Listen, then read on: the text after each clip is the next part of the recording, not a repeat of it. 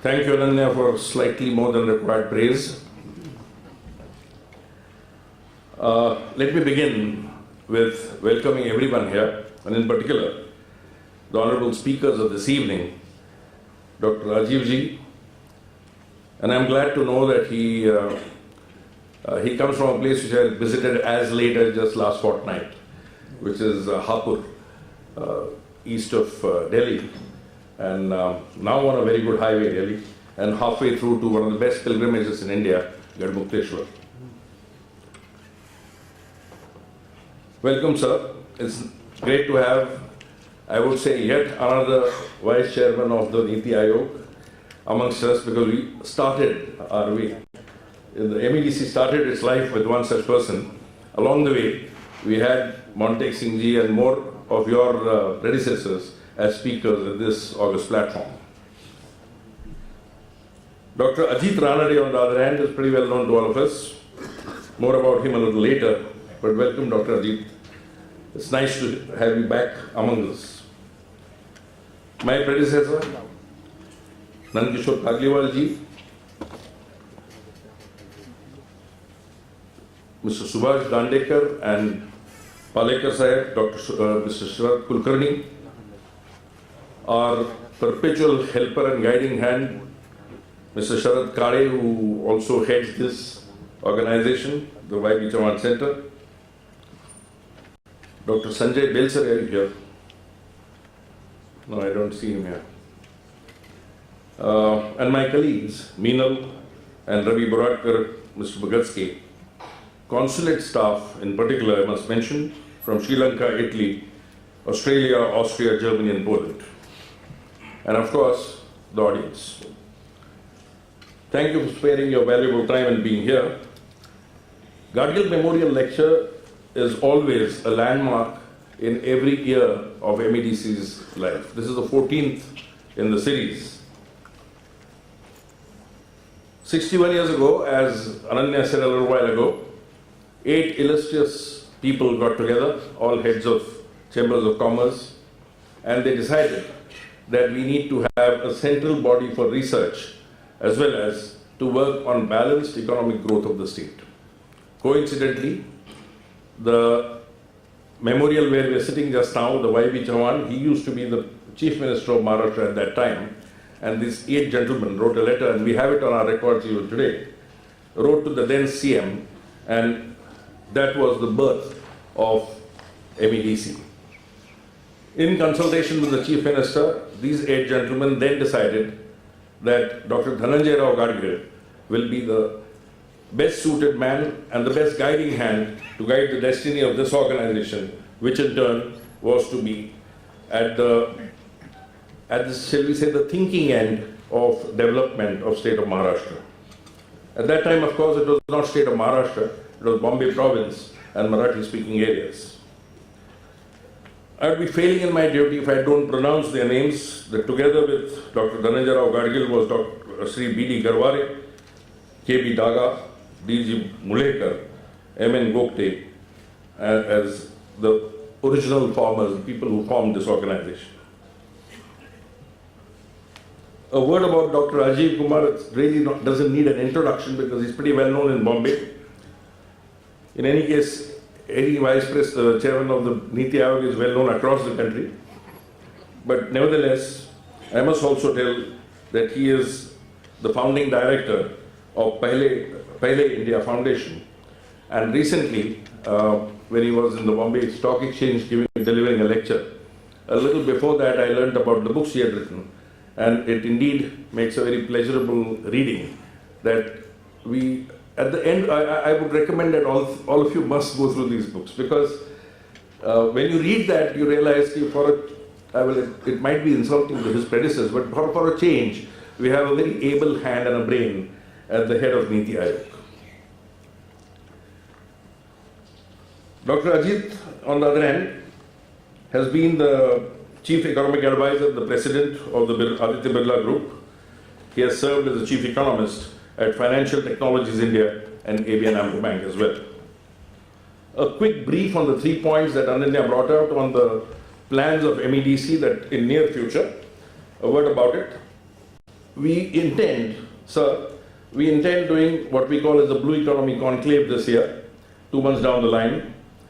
Blue economy is where 70% of the planet belongs, and such a huge coastline of India belongs where exploitation perhaps is the wrong word, but utilization of resources has not received as much attention as it should have received. As a consequence, blue economy has different connotations to different usage and different, shall we say, political thinking. Like for the Ministry of External Affairs, it means greater trade with Indian Ocean region. For us in MEDC, and we are not thinking Maharashtra, we are thinking all India in this case, we believe that any trade that starts from the coast and goes seawards, or any trade that travels on a river or a lake, is dependent on water, and that's what we call as a livelihood source from water is blue economy. Now, whether you grow algae for fashion or cosmetics to medicines, whether you go fishing, whether you do food processing or seafood, whether you're doing mining at sea for manganese or oil for that matter, whether it's tourism ashore, and many, many facets of ocean, which is 70% of our planet, I think it has not yet received the kind of attention that this nation needs to give in utilizing it for finding new jobs, finding new livelihood patterns, and to make best sustainable use of this virtually unperishable resource.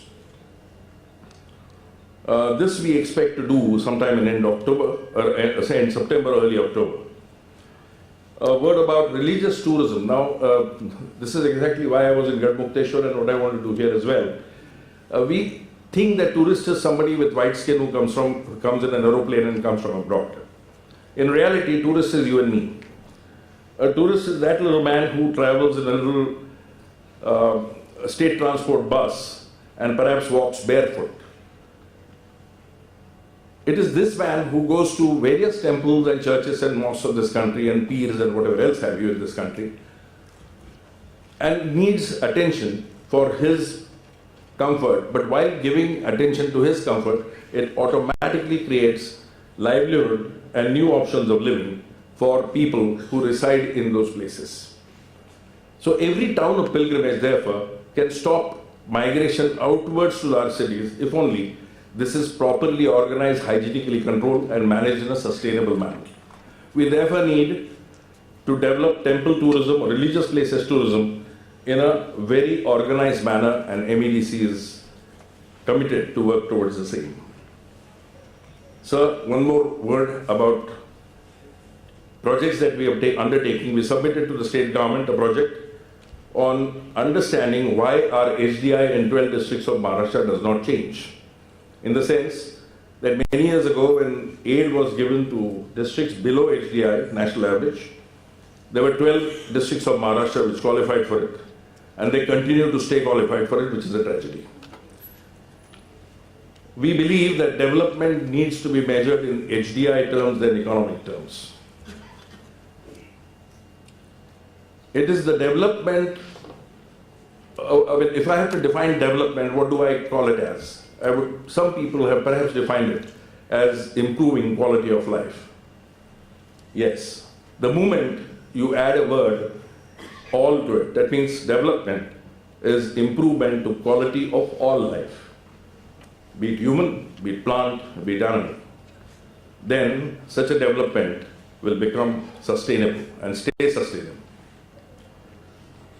Having you here, sir, I now wish to quickly flag off a few, shall we say, ever so buggy problems that we face in our minds, and maybe I'm voicing the views of some of you sitting out there. And I hope that between you and Dr. Ajit, some light will be thrown on these questions that arise. To start with, I must say that the change of name from Planning Commission to NITI in itself was a surprise move of the new government. Because Rajniti and Niti in last 2 decades have not been really going hand in hand. It's mostly been anaitic than following any Nitis. The other feel that I got out of the change of word was from planning to niti, is planning to policy, perhaps. So what is it that, what kind of intervention are those policy interventions which will alter the fate of this nation and it will provide a direction to such hugely divergent forces of this nation becomes the next natural question that comes to our mind. Having a rolling policy, a rolling plan, 5-year plan, 15-year plan, etc., now perhaps is a thing of the past. And now, if we are thinking of Niti as a policy, then sir, what is it new that the Niti Aayog does differently than what the Planning Commission did? In the same line, there are huge challenges facing this nation, which we are all aware of.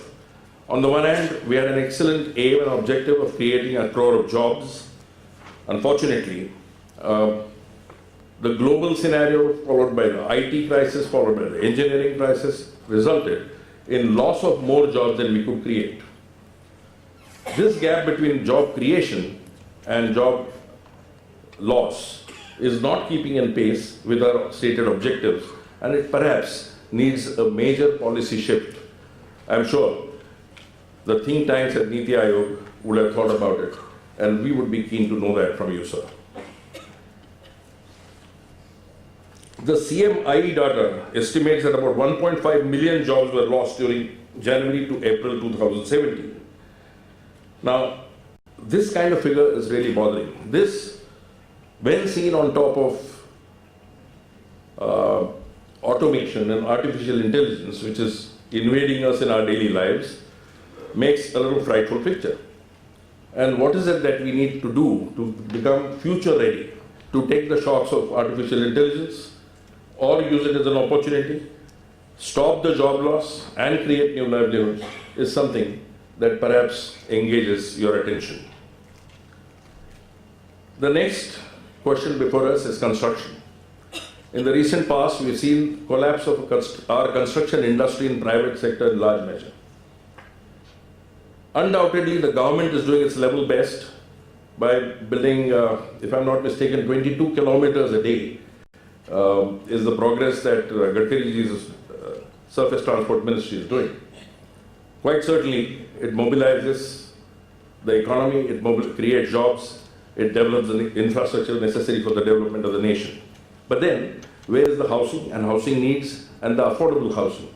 Now, this is an area where I think we are not where we should have been. Once again, is there something engaging your mind, sir? And Ajit ji, is there something that your mind can come out with when some other builders and constructors come to you? Another area which creates turmoil in the mind is trade imbalance with China. If I'm not wrong, the figure is as bad as 97% decrease.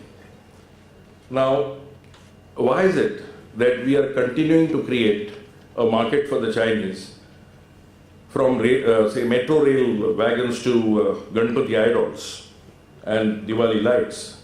Why is it that our own MSMEs cannot be encouraged to produce these goods? Why can't we be a little protectionist, though, in the light of whatever is happening even in the United States, for that matter?